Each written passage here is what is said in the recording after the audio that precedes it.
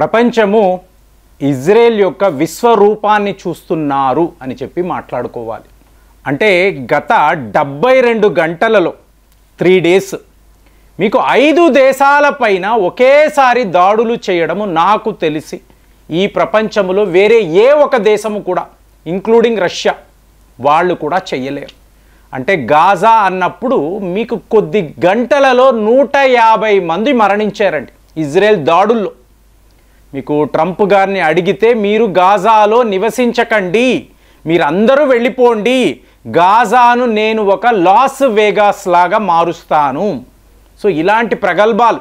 కానీ రియాలిటీ ఏమిటి? మీకు వితిన్ మినిట్స్ 150 మంది అక్కడ మరణించారు. సరే, గాజా అయిపోయిందంటే ఖతార్ గురించి మనం మాట్లాడాం. 15 విమానాలను వేసుకువెళ్ళి దోహా, అంటే ఖతార్ యొక్క రాజధాని దోహా, దానిపై 10 బాంబులు.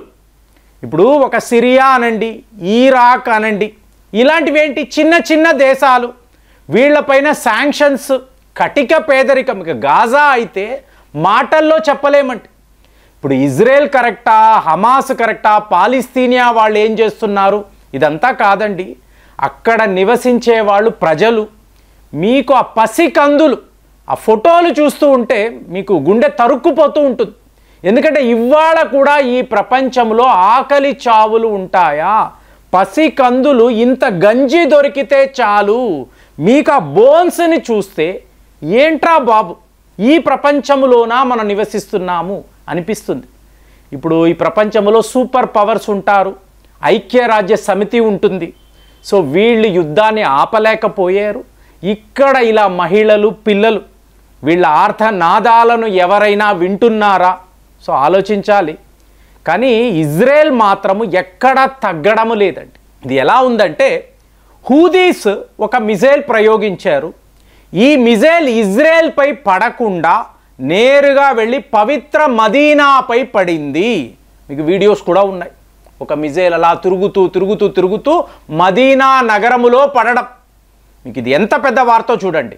మీకు సౌదీ అరేబియా యొక్క ఎయిర్ స్పేసులోకి హూదీ మిజైల్స్ అంటున్నారు. హూదీ వాళ్ళు క్లియర్గా చెప్తున్నారు, ఇది ఒక నాటకం అండి, ఇజ్రాయెల్ వాళ్ళు మీపై మిజైళ్లు వాడారు. 100% ఉండొచ్చు. ఎందుకు అంటే జెరూసలేంపై హమాస్ వాళ్ళు దాడులు చేశారు కదా, పవిత్ర జెరూసలేం కదా. ఇప్పుడు దీని వెనుక చూశారో అనుకోండి, ట్రంప్ గారిని అడిగారు, ఏంటండి ఇది, ఇజ్రాయెల్ వాళ్ళు నేరుగా ఖతార్ వెళ్ళి దోహాపై దాడులు చేయడం ఏంటంటే నాకు అస్సలు నచ్చడం లేదు.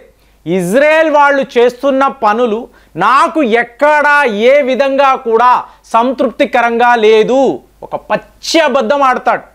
ఎందుకంటే వాళ్ళ అల్లుడు జెరార్డ్ కుష్నీర్ అంటారు, 2017లో డొనాల్డ్ ట్రంప్ గారు అమెరికా అధ్యక్షుడు అయినప్పుడు జెరూసలేం ఇజ్రాయెల్ యొక్క రాజధాని అని మీరు ప్రకటించండి మామా, దీనిని ఎవరు మార్చకూడదు అంటే ఇమీడియట్గా డొనాల్డ్ ట్రంప్ అంగీకరించారు. మరి జెరార్డ్ కుష్నీర్ అన్నప్పుడు ఇతను ఒక పచ్చి యూదుడు, అంటే జూయిష్ మతం మీద పూర్తి నమ్మకం ఉన్నవాడు. అమెరికాలో చాలా పెద్ద వ్యాపారి, అఫినిటీ పార్ట్నర్స్ అని చెప్పి ఒక సంస్థ అండి. పెట్టడము 900 మిలియన్ అమెరికన్ డాలర్స్ వాళ్ళ లాభాలు. అంటే అమెరికా అధ్యక్షుడు మీ మామయ్య అయినప్పుడు మీకేంటండి? సో ఇలాగా అఫినిటీ పార్ట్నర్స్ ఏ స్థాయిలో రియల్ ఎస్టేట్ వ్యాపారం చేస్తున్నారు అంటే ఇవాళ అమెరికాలో ఎన్నో హోటల్స్, అలాగే మీకు ఈ ఆఫీస్ స్పేస్ ఇస్తారు చూసారా, ఆఫీస్ స్పేసులు, అలాగే ఎన్నో అపార్ట్మెంట్స్. సో వీటినంతా రెంటల్స్కి ఇవ్వడం, ఇలాగా ఇతను లక్షల కోట్లు సంపాదిస్తున్నాడు ఇవాళ. సో అలాంటి అల్లుడు ఉన్నప్పుడు డొనాల్డ్ ట్రంప్ ఇజ్రాయెల్కి వ్యతిరేకంగా వెళ్ళగలడా? వాళ్ళ కుమార్తె ఊరుకుంటుందా? ఛాన్సే లేదు. సో డొనాల్డ్ ట్రంప్ చాలా క్లియర్గా ఉన్నారు, నా 3 కుమారులకు నేను క్రిప్టో కరెన్సీ వ్యాపారాన్ని అప్పజెప్తాను, వీళ్ళు నంబర్ 1 పొజిషన్లో ఉంటారు, నా అల్లుడు అలాగే మా అమ్మ ఇవాన్కా, సో వీళ్ళకి ఏం కావాలో రేపు ఇజ్రాయెల్ దేశాన్నే వీళ్ళకి అప్పచెప్తాను, ఈ ప్లాన్లో ఈయన ఉన్నాడు.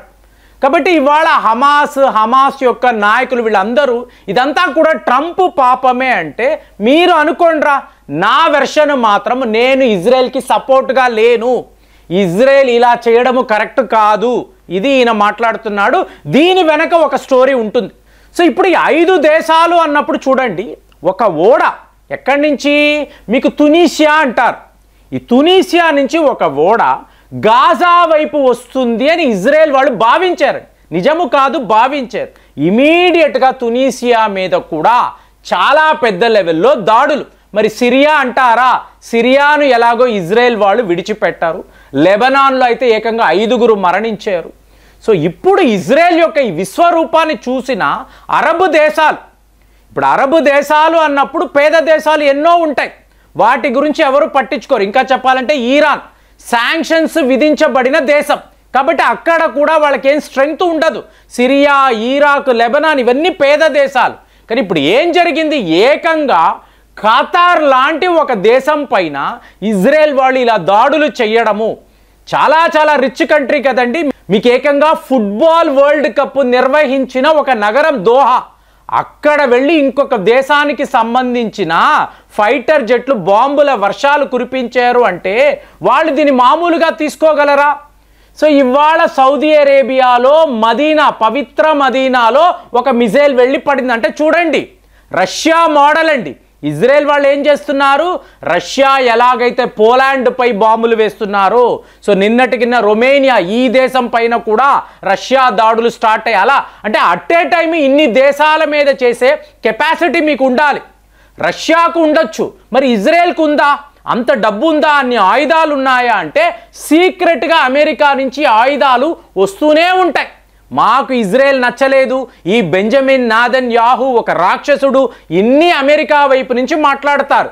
ఇదే అమెరికాను మీరు చూసారనుకోండి, ఎవరైనా మీకు పాలిస్తీనియాకు సపోర్టుగా మాట్లాడితే మొన్నటికి మొన్న ఆగస్టు నెల అంటే పోయిన నెల మైక్రోసాఫ్ట్ నుంచి 4 ఉద్యోగులను ఇమీడియట్గా పంపించేశారు. ఎందుకు? మీకు గాజాలో జరుగుతున్నది చాలా దారుణము, ఇజ్రాయెల్ని ఖండించాలి ఈ మాటలు. అందుకే ఎన్ఆర్ఐలు అమెరికాలో ఉన్నవాళ్ళు ఇలాంటి డిబేట్స్ జరుగుతాయండి, మిమ్మల్ని కూడా ఇన్వైట్ చేస్తారు. ఇజ్రాయెల్ కరెక్టా, మీకు పాలిస్తీనియా కరెక్టా, ఇరాన్, ఇలాంటి డిబేట్లు వచ్చినప్పుడు మీరు పాలు పంచుకోకండి.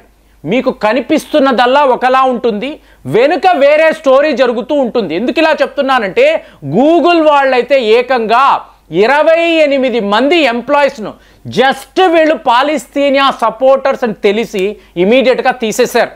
అంటే అమెరికా ఇజ్రాయెల్ని ఖండిస్తుంది, కానీ మీరు ఎవరైనా ఇజ్రాయెల్ని తిట్టడం మొదలు పెట్టారో అనుకోండి, మీ ఉద్యోగాలు ఊడిపోతాయి. సో దీన్ని బాగా తెలుసుకోవాలి. సో ఇప్పుడు ఇజ్రాయెల్ ఎందుకు ఇలా చేస్తుంది అంటే దీనికి ఎన్నో కారణాలు. నెక్స్ట్ వీడియోలో యునైటెడ్ నేషన్స్లో ఇజ్రాయెల్ ఇచ్చిన వివరణ, దీనిని గమనించారు అనుకోండి, కరెక్ట్ అండి, ఇజ్రాయెల్ చేస్తున్నది 100% కరెక్ట్ అని మీరే ఒప్పుకుంటారు. ఎందుకంటే భారత్ క్లియర్గా చెప్పింది, జెరూసలేం లాంటి ఒక పవిత్ర నగరములో ఇలాంటి తీవ్రవాద దాడులు జరిగినప్పుడు ఇజ్రాయెల్ యొక్క రెస్పాన్స్ ఇలాగే ఉంటుంది. అంటే హమాసు నాయకులకు మీకు ఖతార్లో మీరు ఆశ్రయం ఇచ్చారు, అక్కడ కూర్చొని వాళ్ళు మాట్లాడుకోవడానికి అవకాశం ఇచ్చారు.